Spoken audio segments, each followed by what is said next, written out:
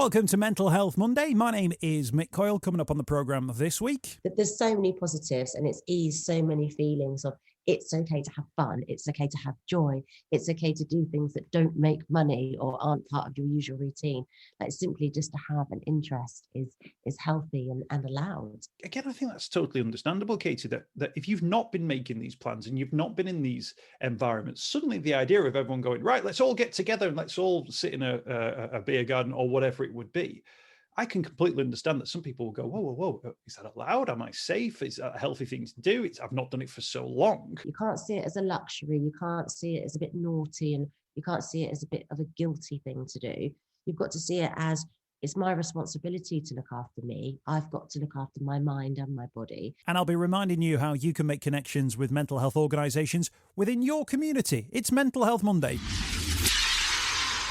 Hey, it's Mental Health Awareness Week, so Mental Health Monday is here once again. We'd be here if it wasn't Mental Health Awareness Week, but you know the drill by now. Sometimes these weeks shine a spotlight on a particular issue for those who have been nowhere near it, who don't know anything about it, and hopefully if you have, maybe for the first time this week, clicked onto a particular mental health issue, a charity, an organisation that you can reach out to, a bit of information that will set you on a good path, maybe now or later on in life, then it's all for the better. Thanks for joining us today. Really interesting conversation with a really great guest, actually, Katie Piper. Now, Katie's been a great campaigner, great advocate for mental health. She's done all the regular celeb stuff as well in terms of Strictly Come Dancing and things like that. But it's great to get her on the programme. She appeared for the first ever Christmas special, I think. It would have been way back in either 2017 or 2018. We're going to have a conversation, and I'm going to class it as a slightly taboo conversation because it's based around the results of a survey that has found that for many people, there have been certain aspects of the year that we've just had that they've quite enjoyed. Now, this is one of those things where it feels like you're not really allowed to say this because, of course, it has been for loads of people a really dreadful year. Of course it has been.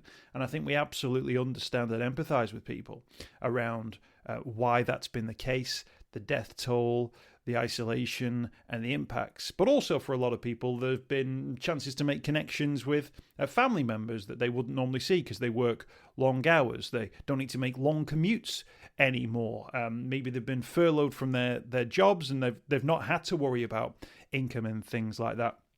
Now, this is not in any way, shape or form to take away from the difficulties that some people have experienced. But I think it's probably worth saying that although we're heading back to this return to normality and people are looking forward and are keen to get back to that normality, for a lot of people, normality wasn't so great anyway.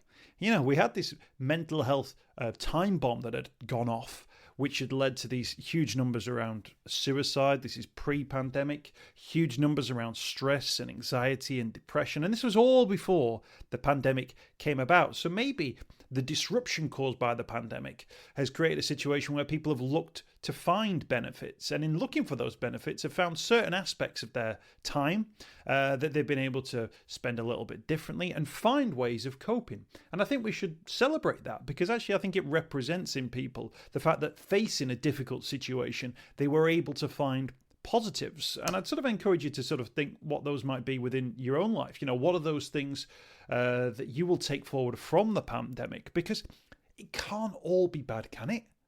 Maybe it is. Maybe it all is absolutely terrible. But maybe there is one element, maybe there's two elements, maybe there's two or three things that you can take forward about spending time with your family, about cooking more, about taking part in activities or gardening or going for a walk every single day, that so-called hour of exercise. The survey sort of flags out the fact that some people are saying, you know what, I'm quite happy. I'm quite happy to stay in the lockdown mode. I'm quite happy for there to be restrictions because I want to find a way forward in life that works for me, that doesn't base itself on the fact that if we're all free and we're all out and about, that everything will be fine for everybody. Because, of course, it isn't and it wasn't. So let's be open to the conversation, maybe. Katie sets out the findings of the survey, and we made it really clear from the start that this wasn't about saying to people that it was a right thing or it was a wrong thing, but simply that people had opinions and they should be able to explore them. And also to find ways and new ways of getting involved and exploring those activities they've been able to get into, maybe reading, sewing, baking, gardening, the things that got you through lockdown that hopefully will be there for you beyond lockdown and beyond coronavirus. Yeah, absolutely. So what we're trying to do is encourage everybody to carve out 30 minutes a day to have time on your own. So you can keep up these hobbies, these coping mechanisms, whatever it was that you retreated to in lockdown to help you balance your mental health and get through it. Don't leave that in lockdown. Bring it to present day, because it's so tempting to get caught up in this new busyness of booking the pub gardens, booking the lunches, and actually forgetting what helped you stay strong, what was good for you. And it's so important. You know, the research has shown how closely connected it is to good health and well-being. I feel like it's almost a taboo subject, because I think if you or I went on social media and said, hey, you know what I've really enjoyed about the last year, before you could even explain, people would jump down your throats, I think, and almost say, whoa, whoa, whoa, whoa, this has been the worst year in everybody's life, and everyone's got to agree with that, or you are plain and simple wrong. But actually, for a lot of people, you know, there's maybe a 2-hour commute that they've not had to do. There's, you know, time with the family that they've been able to spend. And we can all make jokes about having to spend too much time with the family. But actually, for a lot of people, that's just something they've never, ever been in a position to do before. And we've got to find those positives, because if we didn't look for those positives, we would struggle, wouldn't we? Because we'd be constantly focused on the negative. We'd constantly be focusing on all those difficult things that have happened in the last 12 months. Yeah, absolutely. I mean, it's totally about context, and there's good and bad in everything. And I think, you know, emphasizing how important time alone is isn't about staying locked in your house on your own, feeling isolated. You know, often time alone can actually connect you to other communities. So, for example, what I found helpful in lockdown is I really got into crafting, and crafting helped me find a sense of purpose, fulfillment. It was quite therapeutic. It took me away from problems. Well, when you get into crafting and you go online, there's a whole community of crafters. So actually, that hobby gave me stuff in common with other people and something to talk about that wasn't the news or what's going to happen tomorrow. So these moments of time alone actually re-energize you and fill you up, so you can be a good partner, a good employee, a good parent. They certainly don't further isolate you. No, absolutely.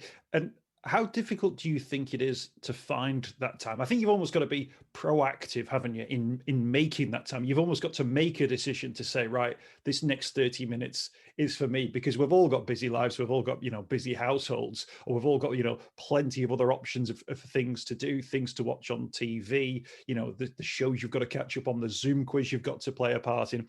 You've got to be quite forthright, haven't you, to say, right, the next half an hour is for me and it's only for me. Yeah, I think you have to attach the right emotions to it. You can't see it as a luxury. You can't see it as a bit naughty, and you can't see it as a bit of a guilty thing to do. You've got to see it as it's my responsibility to look after me. I've got to look after my mind and my body. And the way I look after me is slowing down, calming down, and giving myself 30 minutes out of a 24-hour day, because we give so much to our employer, we give so much to our friends, we give so much to people we don't even like. People will spend 30 minutes on social media commenting on people they don't like, you know. So we can definitely give ourselves 30 minutes to craft, to cook, to walk, to run, you know, whatever your meditation or your hobby is, we owe it to ourselves to do that. Culturally, I think there's a big jump to take there. I think for a lot of people, they'll almost think, I'm not allowed half an hour to myself. I'm not allowed this time. I've got to commit that time to somebody else. I'm being selfish if I'm looking for 30 minutes to myself. But I think there's a wider conversation, isn't there, about, you know, that idea of, you know, putting on your own gas mask first, or, you know, if the plane starts to fall out of the sky, that you've got to look after yourself. Because if you don't do that, then we're not going to be in a position to help other people and to find other ways forward in the future. Yeah, I see it as the reverse. I see it as I am being selfish if I don't look after myself. And, you know, it's on me to be the best sort of parent and wife that I can be. And that involves having those hobbies and taking time out for myself. I think, you know, for lots of people, if you are honest with those in your life and talk to your friendship circles and your colleagues, lots of people are feeling hesitant and worried. Lots of people don't want to go back to being overwhelmed, fully booked and busy. And that's okay. You know, that's all right. Of course, we want some elements back, but I think what we're striving for is that balance. Is it okay if you start your half hour but then 10 minutes in, something happens, or the kids pile in, or there's a knock at the doorbell. Can you reset? Do you just give up at that point? How do you make sure that that half an hour becomes a sacred time, even if things are going wrong for you?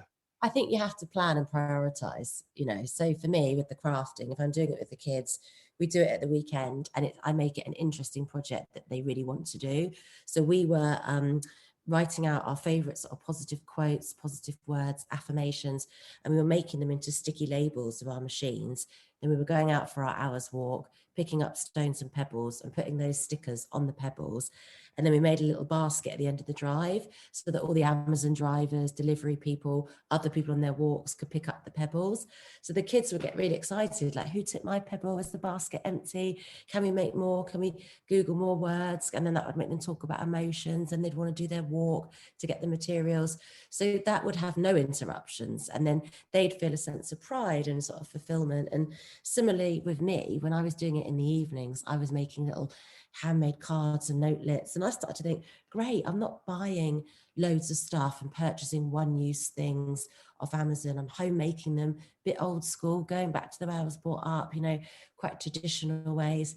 And then I was either hanging it in the house and being proud of it every time I walked past, or I was giving it out to people and getting feedback from people and getting connection from people who I was making happy. And there was a sense of purpose in that. So if you make it something you become really passionate about, there just won't be those interruptions. And that's the crux of what we're talking about, essentially, isn't it? That you can have these periods of time whereby you think, right, what am I going to do to fill this next time? I've got all these hours to fill with kids being maybe not at school or whatever it would be. But actually doing something proactive, you're thinking, well, I'm glad I've done this. I've had a positive impact. And I'm sure as well, your children would say, even in, you know, years and years to come, remember when we went and collected those stones and we gave them to the neighbors and people walked past, and they'd see that as a positive experience, which maybe they wouldn't necessarily tie in with lockdown and the horrors of everything that has gone on in the last 12 months. They'll think of that as something great that they did with their parents.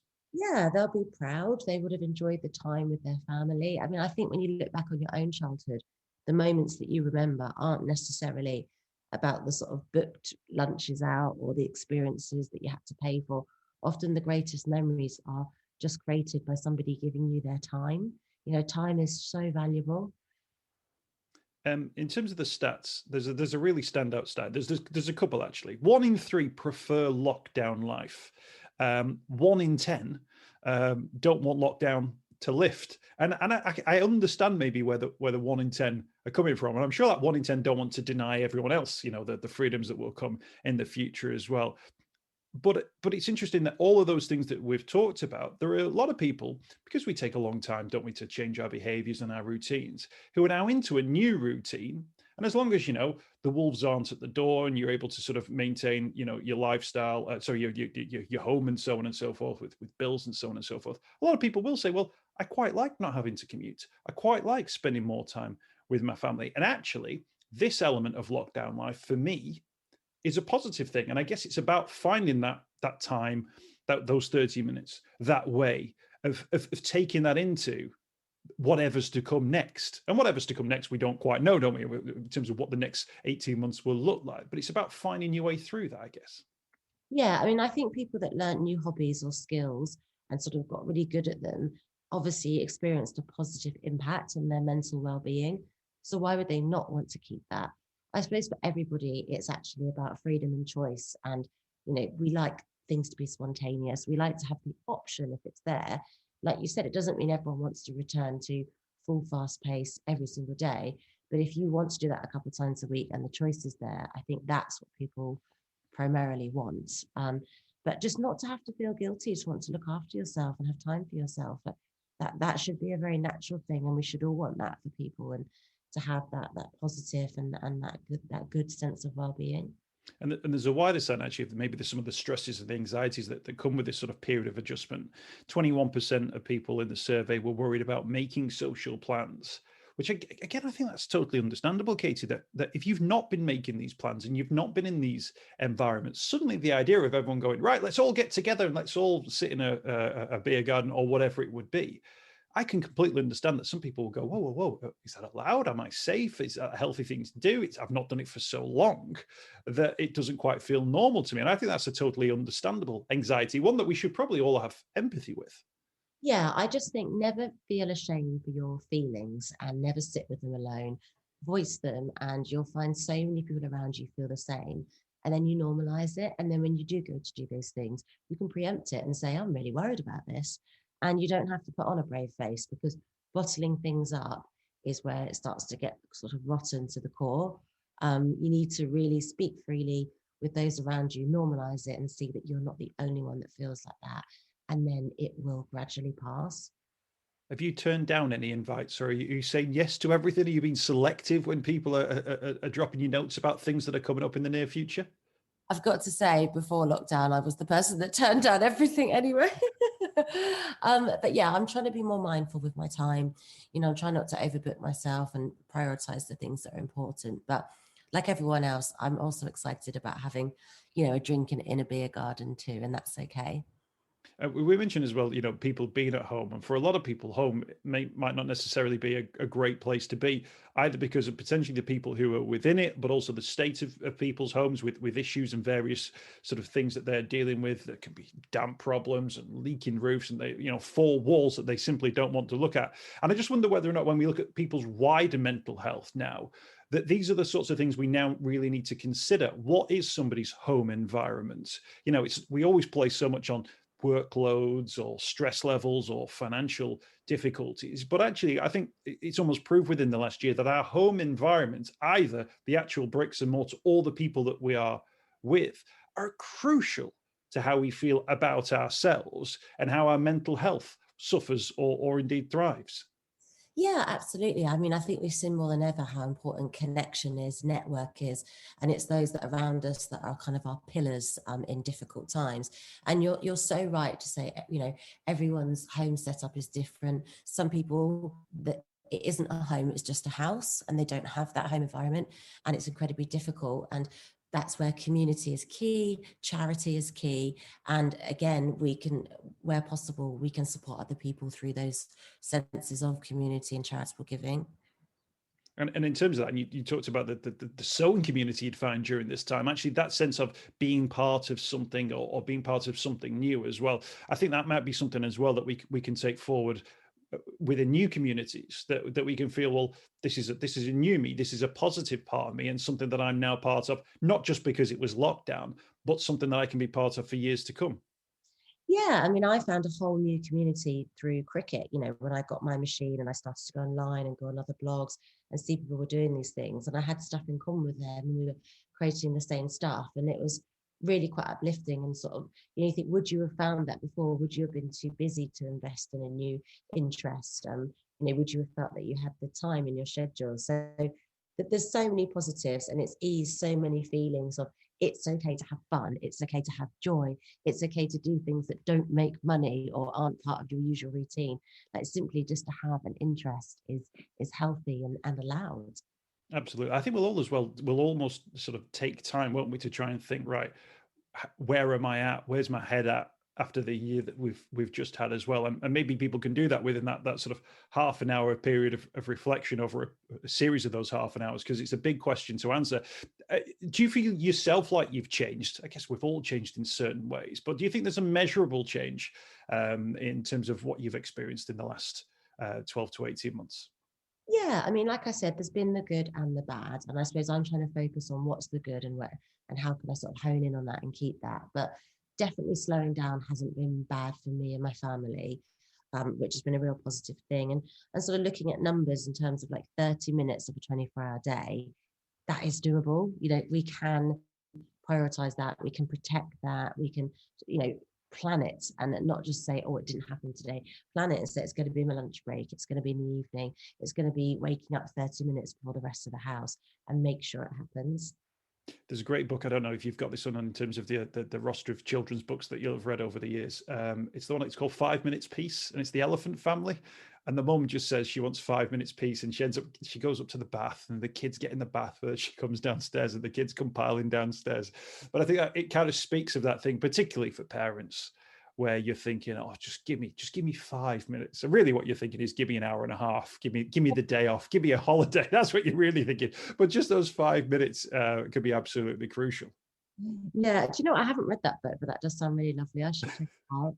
But yeah, you can create hobbies involving your children, but I think equally it is important, like you said, to have that time out, to have those moments, to not lose your identity.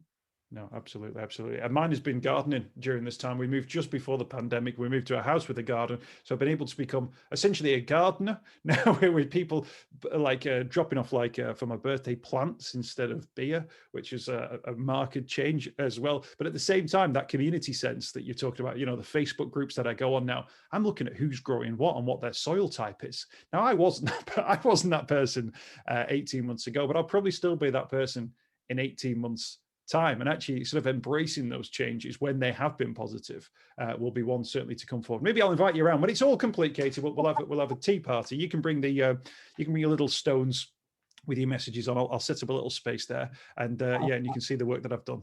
How can I say no to that? That sounds a very, very good use of a Saturday. If it's sunny as well, it'd be lovely. It's always sunny in my garden. No, absolutely.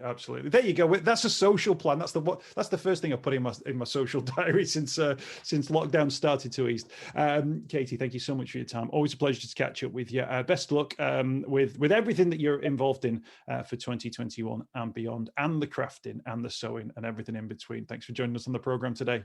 Cheers. Thank you ever so much. It was lovely to talk to you.